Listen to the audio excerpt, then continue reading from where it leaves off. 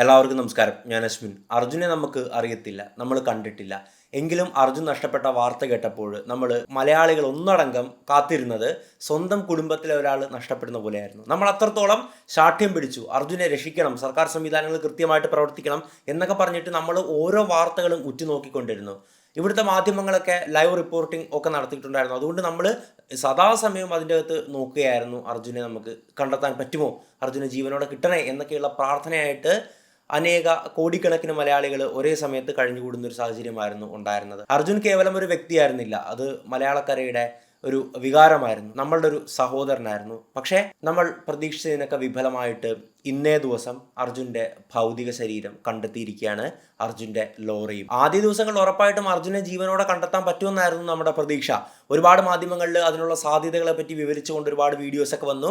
അതായത് മണ്ണിനടിയിൽ ഉണ്ടെന്നായിരുന്നു നമ്മൾ വിചാരിച്ചിരുന്നത്. ക്യാബിനിലേക്ക് മണ്ണ് പെട്ടെന്ന് കയറത്തില്ല, ചില്ല് അടഞ്ഞാണെങ്കിൽ അതിൻ്റെ അകത്ത് കുറച്ച് ദിവസം നിൽക്കാൻ ഓക്സിജൻ ഉണ്ടാവും, അതിൻ്റെ അകത്ത് വെള്ളവും കുറച്ച് ഭക്ഷണ സാധനങ്ങളൊക്കെ ഉണ്ട് തുടങ്ങിയ കാര്യങ്ങളൊക്കെ വെച്ച് നമ്മൾ അനുമാനിച്ചു, അങ്ങനെ കണക്ക് കൂട്ടിയിരുന്നല്ലേ. പക്ഷേ പ്രതീക്ഷിച്ചതിലും വിപരീതമായിട്ടായിരുന്നു കാര്യങ്ങൾ സംഭവിച്ചിട്ടുണ്ടായിരുന്നത്.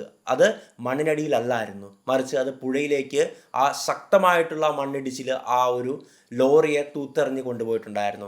നമ്മൾ മണ്ണിനടിയിലുണ്ടാകുമെന്ന് പ്രതീക്ഷിച്ചത് ഞാൻ തന്നെ ആ വീഡിയോയിൽ പറഞ്ഞിട്ടുള്ള ചില കണക്കുകളൊക്കെ ഉണ്ട്. എല്ലാവരും അങ്ങനെയാണ് അനുമാനിച്ചത്. ലോറിയുടെ ഭാരം തന്നെ 8 ടൺ ഉണ്ട്, തടിയുടെ ഭാരമൊക്കെ കൂട്ടി ഇത്രയും ടൺ കണക്കിന് വെയിറ്റുള്ള ഒരു ലോറിയെ എങ്ങനെയാണ് മണ്ണ് ഇടിച്ച് നീക്കിക്കൊണ്ട് പോവുക എന്നൊക്കെ നമ്മൾ വിചാരിച്ചു.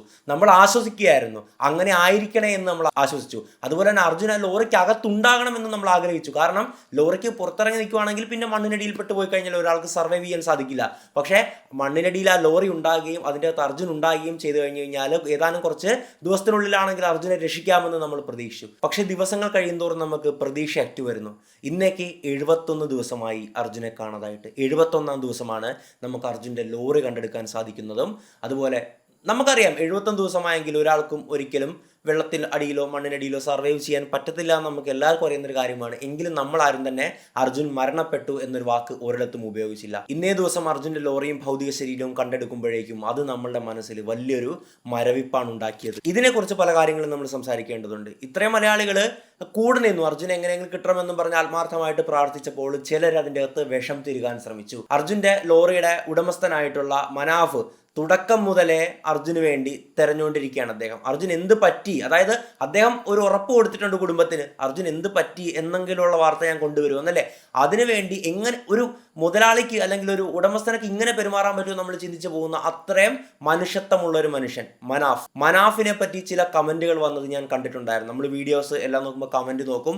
അതായത് എന്തിനാണ് മനാഫ് ഇത്ര തിടുക്കം കൂട്ടുന്നത്, ആ ലോറി പോയെങ്കിൽ പോട്ടെ, അതിന് എന്തായാലും തുരുമ്പിച്ച് നാശമായില്ല, ലോറി കിട്ടിയിട്ട് അവനെന്താണ് കാര്യം, അപ്പോൾ അതിലെന്തോ ഇല്ലീഗൽ ഗുഡ്സ്, അതായത് നിയമവിരുദ്ധമായിട്ടുള്ള ഇപ്പോൾ ചന്ദനക്കടത്ത് പോലുള്ള വേഗം അല്ലെങ്കിൽ സ്വർണ്ണമോ അങ്ങനത്തെ വസ്തുക്കളൊക്കെ ഉണ്ട്, അതുകൊണ്ടാണ് അവൻ ഇത്രയും തിടുക്കം കൂട്ടുന്നത് എന്നൊക്കെ കമന്റ് ചെയ്തിട്ടുള്ള പ്രബുദ്ധ മലയാളികളുണ്ട്. പ്രബുദ്ധരെന്ന് വിരോധാഭാസമായിട്ട് ഞാൻ പറഞ്ഞതാണ്. സ്വയം പ്രബുദ്ധരെന്ന് വിളിക്കുകയും ഇങ്ങനെ അതായത് ചുമ്മാ വിഷം വമിപ്പിക്കുകയും ചെയ്യുന്ന ചില വിഷജന്തുക്കളും നമ്മുടെ ഇടയിൽ ഉണ്ട് എന്നുള്ള കാര്യവും നമുക്ക് ചർച്ച ചെയ്യേണ്ടതുണ്ട്. എന്തായാലും നമുക്ക് ഇതുവരെ സംഭവിച്ചിട്ടുള്ള കാര്യങ്ങൾ ഒന്ന് ചുരുക്കി പറയാം. നിങ്ങൾ ഓർക്കുന്നുണ്ടോ ആ ഒരു സംഭവങ്ങളൊക്കെ? 2024 ജൂലൈ 16 തീയതിയായിരുന്നു ഈ ഒരു ദുരന്തം അരങ്ങേറിയിട്ടുണ്ടായിരുന്നത്. ഉത്തരാഖണ്ഡിലെ ഷിരൂർ എന്ന് പറയുന്ന സ്ഥലത്ത് അവരെ നാഷണൽ ഹൈവേ പാസ് ചെയ്യുന്നുണ്ട്. ആ ഒരു നാഷണൽ ഹൈവേയുടെ സൈഡിലായിട്ട് പ്രധാനമായിട്ടും ലോങ് റൂട്ടിൽ പോകുന്ന ലോറി ഡ്രൈവേഴ്സൊക്കെ വണ്ടി പാർക്ക് ചെയ്തിട്ട് വിശ്രമിക്കുന്ന ഒരു സ്ഥലമായിരുന്നു. വിശ്രമിക്കുക മാത്രമല്ല, അതിൻ്റെ നേരെ എതിർവശത്താണ് ലക്ഷ്മൺ നായിക്കിലെ ചായക്കടയുള്ളത്. ലക്ഷ്മൺ നായിക്ക് അതിൻ്റെ പുറകിലുള്ള ഒരു വീട്ടിലാണ് താമസിക്കുന്നത്. അതിനോട് ചേർന്ന് ഒരു ബാത്റൂം ഉണ്ട്. തൊട്ടടുത്ത് ഗംഗാവലി പുഴയാണ്. അതുകൊണ്ട് തന്നെ ഇവിടെ വരുന്ന ഡ്രൈവേഴ്സിന് പുഴയിൽ തുണി അലക്കാനും അതുപോലെ തന്നെ ഈ ബാത്റൂം യൂസ് ചെയ്യാനും അതിനുശേഷം കുളിച്ച് വൃത്തിയായ ശേഷം അവിടുന്ന് ഭക്ഷണം കഴിക്കാനും ഒക്കെ സാധിച്ചിട്ടുണ്ടായിരുന്നു. അതിനുശേഷം അവർ ഈ ലോറിയിൽ വന്ന് കിടന്നുറങ്ങുന്ന പതിവൊക്കെ ഉണ്ടായിരുന്നു. അന്നേ ദിവസം അർജുനും അവിടെ എത്തിയിട്ടുണ്ടായിരുന്നു. അർജുൻ ലോറി ഡ്രൈവറാണ്, കോഴിക്കോടുകാരനാണ്. അപ്പോൾ കോഴിക്കോട് നിന്ന് കർണാടകയിലുള്ള അതായത് ഗോവ ബോർഡറിൻ്റെ അവിടെ ആയിട്ടുള്ള രാമഗിരി എന്ന് പറയുന്നൊരു പ്രദേശമുണ്ട്. അവിടുന്ന് തടിയെടുക്കാൻ പോയിട്ടുള്ളതായിരുന്നു. ഈ തടിയുടെ ട്രാൻസ്പോർട്ടേഷനായിരുന്നു അർജുൻ നടത്തിക്കൊണ്ടിരുന്നത്. അർജുൻ ഓടിച്ചിരുന്നത് ഭാരത് ബെൻസിൻ്റെ ഒരു ലോറിയായിരുന്നു. ആ ലോറിയുടെ ഉടമസ്ഥനായിരുന്നു മനാഫ് അല്ലേ. എന്തായാലും അർജുൻ തിരിച്ചു വന്ന വഴിക്ക് ഇവിടെ തന്നെ വിശ്രമിക്കാനായിട്ട് കയറുകയാണ്. രാവിലെ ഒരു 8:30 ആ സമയമൊക്കെ ആയപ്പോൾ അർജുൻ അവിടെ ഉണ്ട്. അർജുനെ കണ്ടവരുണ്ട്, മറ്റു മലയാളി ഡ്രൈവേഴ്സ് തന്നെ അർജുനെ കണ്ടിട്ടുണ്ടായിരുന്നു. എന്തായാലും ഈ ഒരു അർജുൻ ആ വണ്ടിയുടെ അകത്ത് വിശ്രമിക്കുന്ന സമയത്ത് അർജുൻ ഭക്ഷണമൊക്കെ കഴിച്ചിട്ടുണ്ടാകാം. എന്തായാലും വണ്ടിയുടെ അകത്തായിരുന്നു, അതിപ്പോൾ നമുക്ക് സ്ഥിരീകരിച്ചല്ലോ. അങ്ങനെ ആ വണ്ടിയുടെ അകത്ത് വിശ്രമിക്കുന്ന സമയത്താണ് ഈ മണ്ണിടിച്ചിൽ സംഭവിക്കുന്നത്. അപ്പോൾ പുറത്തു വന്ന എത്ര ഫോട്ടോ കൊണ്ട് കഴിഞ്ഞാലും നമുക്ക് ഈ ഒരു മണ്ണിടിച്ചിലിന്റെ ഭീകരവശം മനസ്സിലാകത്തില്ലായിരുന്നു. പക്ഷേ പിന്നീട് മാധ്യമങ്ങളൊക്കെ ലൈവായിട്ട് റിപ്പോർട്ട് ചെയ്യുന്ന സമയത്ത് അവർ ഡ്രോണൊക്കെ യൂസ് ചെയ്ത് ഒരുപാട് ചിത്രങ്ങൾ കൂടെ എടുക്കുകയാണ്.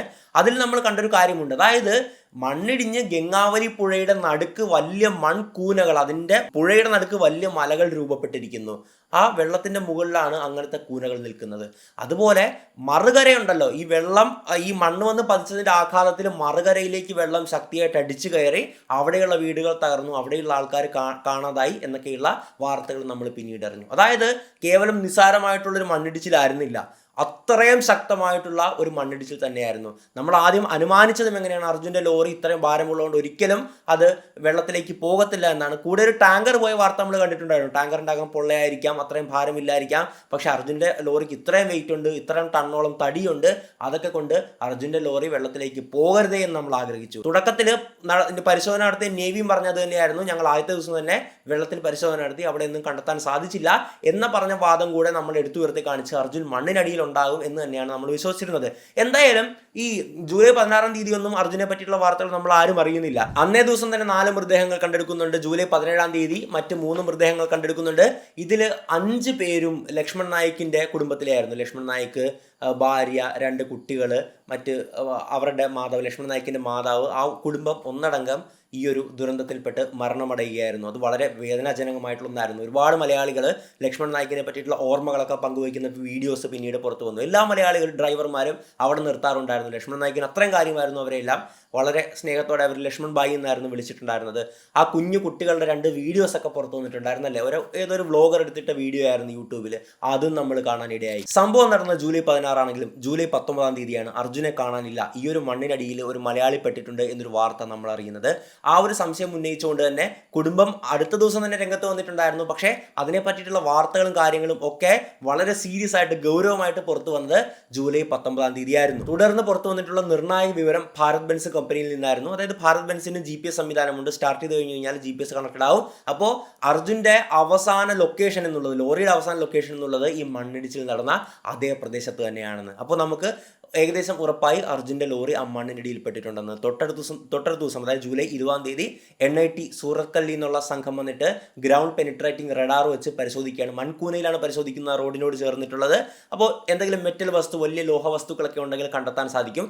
പക്ഷേ എങ്ങനെയൊക്കെ പരിശോധിച്ചിട്ടും നമുക്ക് ആ ലോറിയുടെ ഒരു ഐഡന്റിഫിക്കേഷനും അവിടെ സാധ്യമായിരുന്നില്ല. ഇതേ സമയങ്ങളിൽ തന്നെ നമ്മളുടെ കേരളത്തിൽ നിന്നുള്ള MP-മാർ, MLA-മാർ, മന്ത്രിമാർ ഒക്കെ അവിടെ എത്തിച്ചേരുന്നുണ്ട്. അതുപോലെ നമ്മളുടെ കേരള സർക്കാർ, കർണാടക സർക്കാരിൻ്റെ മേൽ സമ്മർദ്ദം കൊടുക്കുന്നുണ്ട്. കൃത്യമായിട്ട് അന്വേഷിക്കണം, ഇത് വലിയൊരു പ്രശ്നമാണ്, ആ ചെറുപ്പക്കാരൻ ജീവനോട് അതിൻ്റെ അടിയിൽ തന്നെ ഉണ്ടാകും, അതുകൊണ്ട് എത്രയും വേഗം തെരച്ചിലുകൾ ആരംഭിക്കണം എന്നൊക്കെ പറഞ്ഞ് കൃത്യമായിട്ട് സമ്മർദ്ദം ചെലുത്തുകയും അതേ തുടർന്ന് കർണാടക സർക്കാർ അവരെ കൊണ്ടാകുന്ന രീതികളിൽ എല്ലാ തരത്തിലുള്ള കാര്യങ്ങൾ നീക്കുകയും ചെയ്തു. പ്രത്യേകമായിട്ട് എടുത്തു പറയേണ്ടത് കാർവാർ MLA, അതായത് ഈ പ്രദേശം ഉൾപ്പെടുന്ന സ്ഥലമാണ് കാർവാർ മണ്ഡലം. അവിടുത്തെ MLA ആയിട്ടുള്ള സതീഷ് കൃഷ്ണ സെയിൽ എന്ന് പറയുന്ന വ്യക്തിയാണ്. ഇന്നേ ദിവസം 71 ദിവസമല്ലേ, ഇന്നേ ദിവസം വരെ അദ്ദേഹത്തെ നിങ്ങൾ അവിടെ നോക്കിക്കഴിഞ്ഞാൽ കാണും. ഒരു സാധാരണക്കാരനെ പോലെ അവിടെ ഇങ്ങനെ ഇതിനു വേണ്ടിയിട്ട് വെപ്രാളപ്പെട്ടുകൊണ്ട് എല്ലാ തരത്തിലുള്ള പിന്തുണ കൊടുത്തുകൊണ്ട് അദ്ദേഹമാണ് എല്ലാ കാര്യങ്ങളും. ഇപ്പോൾ അതായത് തുടക്കത്തിൽ സർക്കാർ സംവിധാനങ്ങളൊക്കെ കാര്യമായിട്ട് കൂടെ ഉണ്ടായിരുന്നെങ്കിലും, കളക്ടർ കൂടെ ഉണ്ടായിരുന്നെങ്കിലും പിന്നീട് അവരൊക്കെ വിട്ടു. 71 ദിവസം കളക്ടർക്ക് ഇതിൻ്റെ പുറകെ നടക്കും നമ്മൾ വിചാരിക്കുന്നുള്ളൂ, ഇല്ല. പക്ഷേ നടന്ന 2 പേരുണ്ട്. ഒന്ന് MLA ആയിട്ടുള്ള സതീഷ് കൃഷ്ണ സെയിൽ, അതുപോലെ തന്നെ 2 ലോറി ഉടമസ്ഥനായിട്ടുള്ള മനാഫ്. ജൂലൈ 21 തീയതി കർണാടക മുഖ്യമന്ത്രിയായിട്ടുള്ള സിദ്ധരാമയ്യ ഈ ഒരു ദുരന്ത സ്ഥലം സന്ദർശിക്കുകയാണ്. പക്ഷേ അന്നേ ദിവസം തന്നെ നമ്മളെ വിഷമിപ്പിച്ച, നമ്മളെ വളരെയേറെ സങ്കടത്തിലാഴ്ത്തിയൊരു വാർത്ത, ഒരു വീഡിയോ തന്നെ നമ്മൾ ചെയ്തിട്ടുണ്ടായിരുന്നു. അതായത് അവിടുത്തെ റവന്യൂ മിനിസ്റ്റർ ആയിട്ടുള്ള ശ്രീ കൃഷ്ണ ബൈര ഗൗഡ പറയുകയാണ്, മണ്ണ് 98% നീക്കി, ലോറി അതിൻ്റെ അടിയിലുണ്ടായിരുന്നെങ്കിൽ കണ്ടെത്തേണ്ട സമയം കഴിഞ്ഞു എന്നായിരുന്നു. അതായത് അത്രയും വലിയൊരു സാധനമല്ലേ ലോറി. അപ്പോൾ മണ്ണിനടിയിലുണ്ടായിരുന്നെങ്കിൽ നമ്മൾ കണ്ടെത്തേണ്ട സമയം കഴിഞ്ഞു, ഇനി മണ്ണിൽ തിരഞ്ഞിട്ട് കാര്യമില്ല എന്നുള്ള രീതിയിൽ അദ്ദേഹം വളരെ കൃത്യമായിട്ടും സയൻറ്റിഫിക് ആയിട്ടും ഒക്കെ സംസാരിക്കുകയാണ്. പക്ഷേ അപ്പോഴും നമ്മൾ ചിലരും പറഞ്ഞുകൊണ്ടിരുന്നു മണ്ണ് മൊത്തം മാറ്റിയിട്ടില്ല, ഇനിയും പരിശോധിക്കണം, മണ്ണ് വീണ്ടും പരിശോധിക്കണം എന്നും പറഞ്ഞിട്ട് ചില മലയാളികളും വ്യാജ രക്ഷാപ്രവർത്തകരും ഒക്കെ തിടുക്കം കൂട്ടി, അതായത് പുഴയിൽ അന്വേഷിക്കേണ്ടവരെ വീണ്ടും മണ്ണിൽ തെരഞ്ഞോണമെന്ന് പറഞ്ഞൊക്കെ ശാഠ്യം പിടിക്കുന്ന കാഴ്ച കാഴ്ചകളും നമ്മൾ കാണാനിടയായി. ലോറി മണ്ണിനടിയിലില്ലാന്ന് 100% ഉറപ്പിക്കാൻ പറ്റിയിട്ട് നമ്മളുടെ നിർബന്ധത്തെ തുടർന്ന് കർണാടക സർക്കാർ ജൂലൈ 22 തീയതി മുതൽ ചെയ്ത കാര്യം എന്തെന്ന് പറഞ്ഞു കഴിഞ്ഞാൽ ആ മണ്ണിലും ബാക്കിയുള്ള 2% മണ്ണെങ്കിൽ അതിലും പരിശോധന നടത്തി അതേസമയം തന്നെ ഈ ഒരു ഗംഗാവലി പുഴയിലും പരിശോധനകൾ നടത്തി അങ്ങനെ ആരംഭിക്കുകയാണ്. പിന്നെ പതുക്കെ എന്തായാലും മണ്ണ് കംപ്ലീറ്റ് നീക്കം ചെയ്തു, അവിടെ ഇല്ലാന്ന് മനസ്സിലാക്കി കംപ്ലീറ്റ് തെരച്ചില് പുഴയിലേക്ക് വ്യാപിപ്പിക്കുകയാണ്. ഈ ജൂലൈ 22 തീയതി തന്നെ ചില ലോഹഭാഗങ്ങൾ മെറ്റൽ ഒബ്ജക്റ്റുകൾ പുഴയിൽ നിന്ന് കണ്ടെടുക്കുന്നുണ്ട്. പക്ഷെ അർജുന്റെ ലോറിയുടേതായിരുന്നില്ല അതൊന്നും.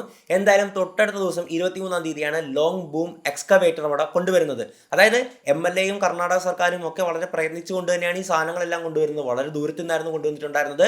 അത് വളരെ പ്രയാസമാണ് കൊണ്ടുവരാൻ. അതായത് ലോങ് ബൂം എക്സ്കവേറ്റർ എന്ന് പറഞ്ഞു കഴിഞ്ഞാൽ നമ്മൾ സാധാരണ മണ്ണുമാന്തി യന്ത്രം കണ്ടിട്ടില്ല, പക്ഷെ അതിന് പകരം വലിയ കൈയായിരിക്കും. അതായത് കരയിൽ നിന്ന് പുഴയിലേക്ക് അത്യാവശ്യം ദൂരത്തിലേക്ക് നമുക്ക് ഇങ്ങനെ മാന്തി എടുക്കാൻ പറ്റുന്ന ഒരു സംവിധാനമാണ് അവിടെ ചെയ്തിട്ടുണ്ടായിരുന്നത്. എങ്കിലും അത് കൊണ്ടുവന്നിട്ടുണ്ടെങ്കിലും കാര്യമായിട്ട് പ്രയോജനങ്ങളോ കാര്യങ്ങളോ ഉണ്ടായിരുന്നില്ല. അതിനും പ്രവർത്തിക്കുന്നത് 2 മറ്റൊക്കെ ഉണ്ടായിരുന്നു. അതിനും പ്രവർത്തിക്കുന്നതിന് ഒരുപാട് പരിമിതികൾ അവിടെ ഉണ്ടായിരുന്നു. നമ്മൾ വിചാരിച്ച പോലെ കൃത്യമായിട്ട് കാര്യങ്ങളൊന്നും നടന്നില്ല. ഈ ലോങ് ബൂം എക്സ്കവേറ്റർ വൈകാതെ അവിടെ നിന്ന് മടക്കിക്കൊണ്ട് പോവുകയാണ് ഉണ്ടായത്. ജൂലൈ 25 തീയതി ഐബോർഡ് ഡ്രോൺ എന്ന് പറയുന്ന ഒരു സ്പെഷ്യൽ ഡ്രോൺ ഉപയോഗിച്ചുകൊണ്ട് ഈ ലോറി കാണാനിടയിലുള്ള കോൺടാക്ട് പോയിന്റുകൾ മാർക്ക് ചെയ്യാനായിട്ടുള്ള ഒരു ശ്രമം നടത്തുകയാണ്. പക്ഷേ ഈ ദിവസം മുതൽ അങ്ങോട്ട് ഒരുപാട് ദിവസത്തേക്ക് വെല്ലുവിളിയായി മാറിയിട്ടുണ്ടായിരുന്നത് കാലാവസ്ഥയായിരുന്നു. ശക്തമായിട്ടുള്ള മഴയാണെങ്കിലും കാറ്റാണെങ്കിലും അതുപോലെ തന്നെ പുഴയിലാണല്ലോ പരിശോധന നടത്തേണ്ടത്. അപ്പോൾ പുഴയിലെ അടിയൊഴുക്കൊക്കെ വളരെ ശക്തമായിരുന്നു. ഒരു ഡൈവറിനൊന്നും ഒരിക്കലും വെള്ളത്തിനടിയിലേക്ക് പോകാൻ പറ്റാത്തൊരു സാഹചര്യമായിരുന്നു അവിടെ ഉണ്ടായിരുന്നത്. എന്തായാലും ഈ ഐബോർഡ് ഡ്രോൺ പരിശോധന അന്നേ ദിവസം കാര്യമായിട്ട് നടന്നില്ല. പിന്നീട് നടക്കുന്നത് 26 തീയതിയാണ്. അന്നേ ദിവസം ഈ ഡൈവർമാർ ഒരു ലോറിയുടെ തടി കണ്ടെടുക്കുകയാണ്. ഈ ലോറിയിലുണ്ടായ തടിയില്ല, തടി കഷ്ണങ്ങൾ കണ്ടെടുക്കുന്നുണ്ട്. ഈ ഐബോർഡ് ഡ്രോൺ വെച്ചിട്ടുള്ള പരിശോധനയിൽ ഈ ലോറി കാണാൻ സാധ്യതയുള്ള 5 കോൺടാക്ട് പോയിന്റുകൾ മാർക്ക് ചെയ്യുകയാണ്. അതായത് ഈ പോയിന്റുകളിലൊക്കെ ആയിരിക്കാം ലോറി ഉണ്ടാകുക എന്നും പറഞ്ഞിട്ട് കുറച്ച് പോയിന്റുകൾ മാർക്ക് ചെയ്യുകയാണ്. അപ്പോൾ ഓരോ പോയിന്റുകളായിട്ട് പരിശോധിക്കുമ്പോഴെങ്കിലും ആ ലോറി കിട്ടുമെന്ന് നമുക്ക് പ്രതീക്ഷ ഉണ്ടായിരുന്നു. അതായത് ഇത് സംഭവിക്കുന്നത് ജൂലൈ 26 തീയതിയാണ്. അതിനപ്പുറത്തേക്ക് ഇന്ന് എന്തോരമായല്ലേ. അപ്പോൾ അപ്പോഴെങ്കിലും കിട്ടട്ടെ എന്ന് നമ്മൾ ആഗ്രഹിച്ചു. പക്ഷേ കാര്യമൊന്നും ഉണ്ടായില്ല. അടുത്ത ദിവസം ജൂലൈ 27 തീയതി നമ്മൾക്ക് ഒരിക്കലും മറക്കാൻ പറ്റാത്ത ഒരാൾ അവിടെ എത്തിച്ചേരുകയാണ്. മറ്റാരുമല്ല, അക്വാമാൻ എന്നറിയപ്പെടുന്ന ഈശ്വർ മാൽപ്പയാണ്. നിസ്വാർത്ഥമായിട്ട് സഹായിക്കാനായിട്ട് അവിടെ എത്തിച്ചേർന്ന മുങ്ങൽ വിദഗ്ധൻ.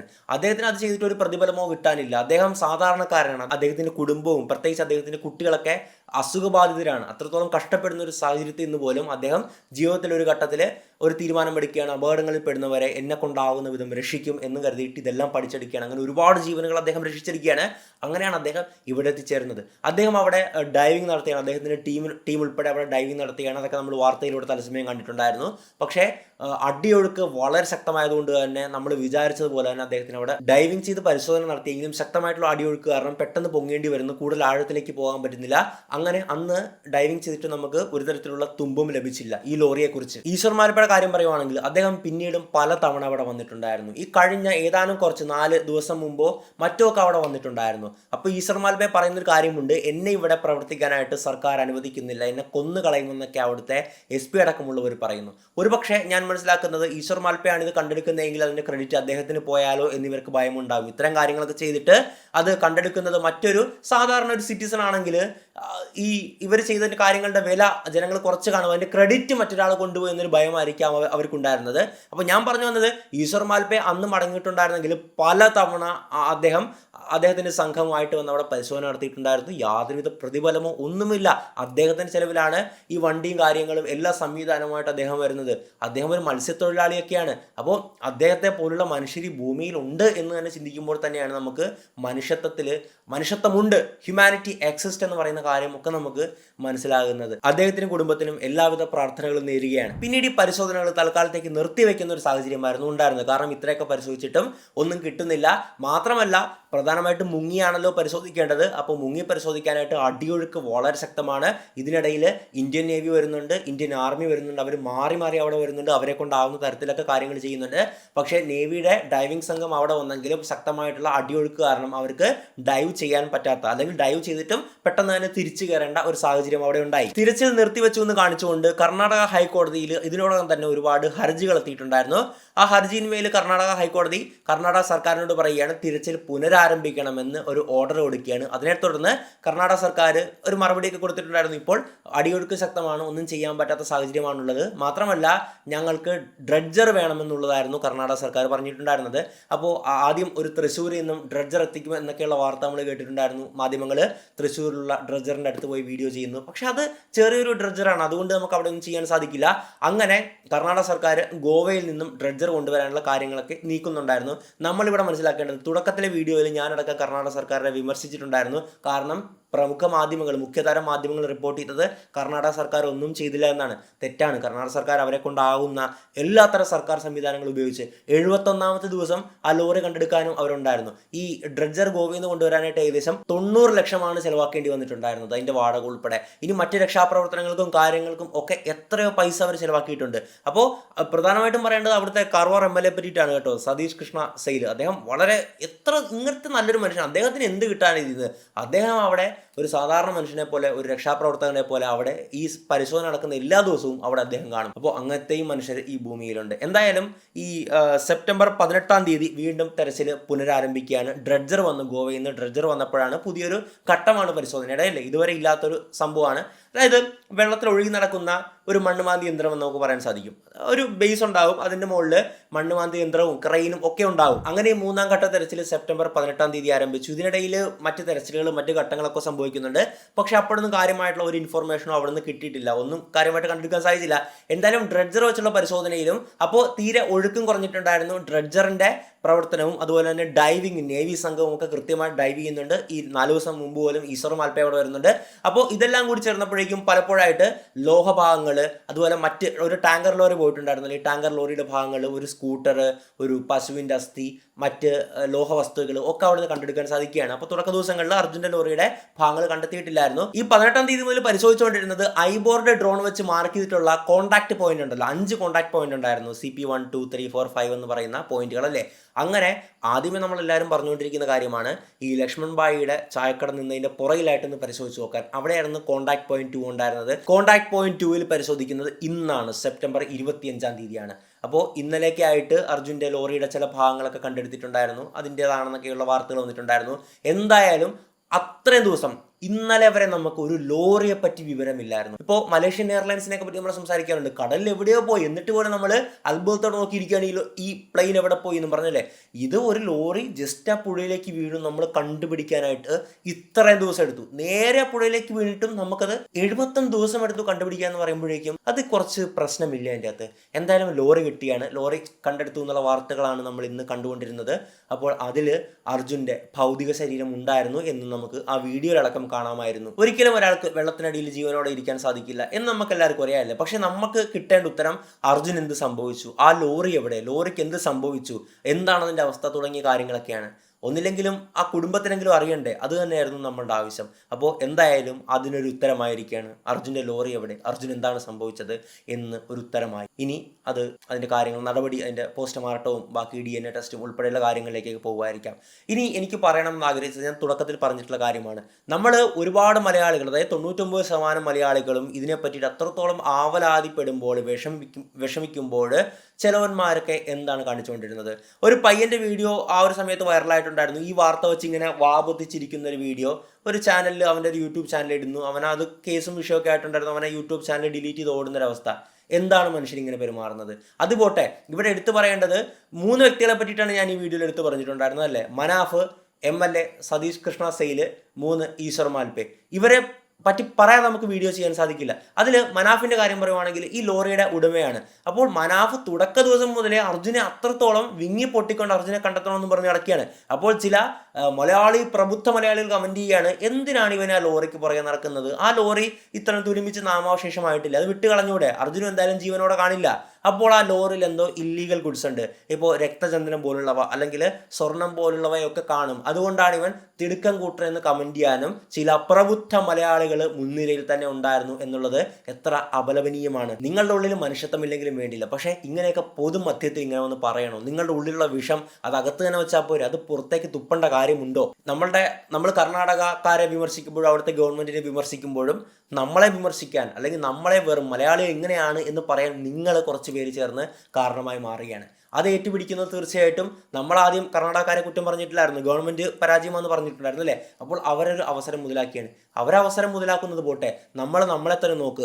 ഇന്ത്യയിലെ നമ്പർ 1 സ്റ്റേറ്റ്, ഏറ്റവും കൂടുതൽ സാക്ഷരതയുള്ള, പ്രബുദ്ധതയുള്ള, മനുഷ്യത്വമുള്ള മലയാളി എന്ന് സ്വയം വിശേഷിപ്പിക്കുന്ന നമ്മളുടെ ഇടയിൽ നിന്ന് തന്നെ ചിലർ വളരെ മനുഷ്യത്വരഹിതമായിട്ട് ഇത്രയും കാലം കൂടുതൽ നിന്ന അദ്ദേഹത്തിൻ്റെ ഒരു മുതലാളി, സാധാരണ മുതലാളിമാരൊക്കെ ഇങ്ങനെ നിൽക്കാറുണ്ടോ? ഇല്ല. സ്വന്തം ചേട്ടനെ പോലെ കൂടുതൽ നിന്ന മനാഫിനെ പറ്റി പറയുന്നത് ഇപ്രകാരമായിരുന്നു. എന്താ കഥ? എന്തായാലും ഇത്രയൊക്കെ തന്നെയാണ് ഈ ഒരു വീഡിയോയിൽ എനിക്ക് സംസാരിക്കാനുള്ളത്. എല്ലാവർക്കും ഉത്തരം കിട്ടേണ്ടത് ഇത് തന്നെയായിരുന്നു. ആ ലോറിക്ക് എന്ത് സംഭവിച്ചു, അർജുൻ എന്ത് സംഭവിച്ചു എന്ന് അതിനൊരു ഉത്തരമായി എന്ന് നമുക്ക് കരുതാം അല്ലേ. ഇനി അതിൻ്റെ നടപടികളാണ് ഉള്ളത്. തീർച്ചയായിട്ടും നടപടികൾക്ക് ശേഷം ആ ഒരു ഭൗതിക ശരീരം കുടുംബത്തിന് വിട്ടുകൊടുക്കും. അപ്പോൾ അവരുടെ അവസ്ഥ വളരെ പരിതാപകരമാണ്. തീർച്ചയായിട്ടും നമുക്ക് റിലേറ്റ് ചെയ്യാൻ പറ്റും. എന്താണ് സംഭവിച്ചതെന്ന് പോലും അറിയാൻ പറ്റാതെ എത്ര നാളെന്നും പറഞ്ഞ് ഇങ്ങനെ ഇരുന്നു. പക്ഷേ ഇന്നൊരു ഉത്തരമായി. എന്തായാലും കൂടുതലൊന്നും സംസാരിക്കാനില്ല. മറ്റൊരു വീഡിയോയിൽ മറ്റൊരു വിഷയമായിട്ട് നമുക്ക് വീണ്ടും കാണാം. It's me Ashwin Madappally, signing out.